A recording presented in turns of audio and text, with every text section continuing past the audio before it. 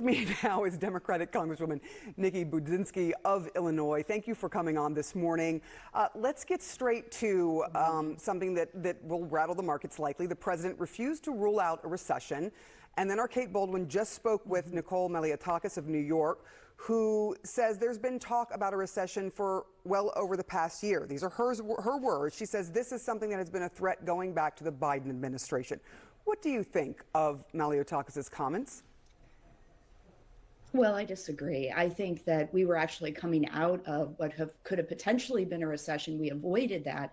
And now we're back in a situation where there is talk of a possible recession. And this is directly related to the tariffs that this administration is imposing on some of our strongest trade partners like Canada. Look, I think that tariffs are something that can be used with a scalpel. When you're looking at China, I represent a steel community in Granite City. China's been dumping cheap steel in the United States for far too long. Again, tariffs could be used as a scalpel to actually incentivize more American manufacturing in the steel industry and supporting American workers. But the way the Trump administration is going about this, imposing significant tariffs, blanket tariffs on some of our stronger trade partners like Canada, that's going to negatively impact our economy. And we're seeing that rock the stock markets. We're seeing increased talk, as you mentioned, of a recession, and we're going to see consumer prices go up. This is exactly what the Trump administration said they were going to be addressing, which was bringing down costs. They are literally doing the opposite of that.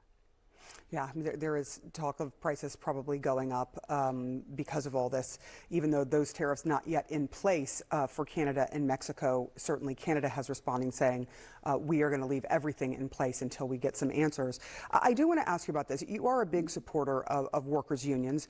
The UAW's leadership, however, says it supports the tariffs, saying that the free trade agreement really didn't give America what it needed. What do you say to the UAW?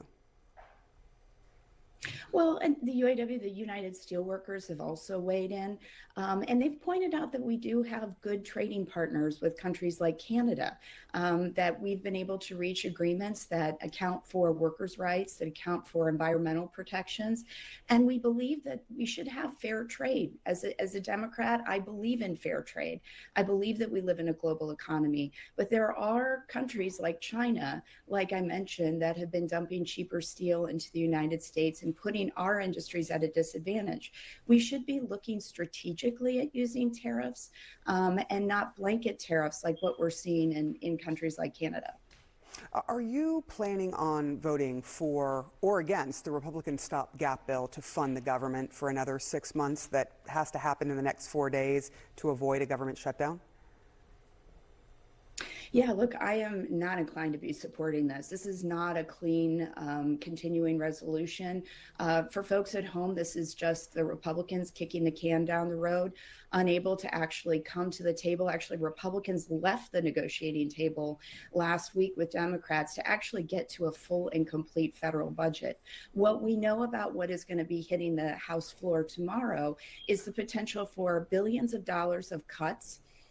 Also turning over some of this appropriations for agencies as slush funds for Elon Musk and Donald Trump to do as they will with this federal funding. And what we've seen with this attack on the federal workforce, the Trump administration's interest in slashing and eliminating agencies, I just don't feel comfortable for the American people and for the constituents that I represent, giving them this unchecked power with a continuing resolution. Yeah, we just heard from Congressman Maliotakis about this, and she says, oh, this is the exact same bill that Democrats approved 6 months ago. Is she correct? No, she's not. What we know is that there could be tens of billions of dollars of cuts in non-discretionary funding. This is at a time where we just voted on a budget proposal that could potentially cut up to $880 billion in Medicaid. Passing a continuing resolution that would make further cuts into non-discretionary funding, I think is reckless for the American people. Very concerned about what this administration, how they would decide to use their discretion, which they would have complete control of, where they would like to fund priorities. Are they going to continue to support mental health initiatives for our VA? Are they going to continue to support some of our NIH initiatives, which we know have been on the chopping block? This CR that's going to hit the floor on Tuesday in the House gives them full discretion, the Trump, Elon Musk administration, full flexibility to make the cuts where they want to make and make investments that they see fit. And I just believe as a legislature, Congress should have that authority and does have that authority to make those determinations. Yeah, the power of the purse is usually Congress's job. Congresswoman Nikki Budzinski, thank you so much. I appreciate you coming on this morning.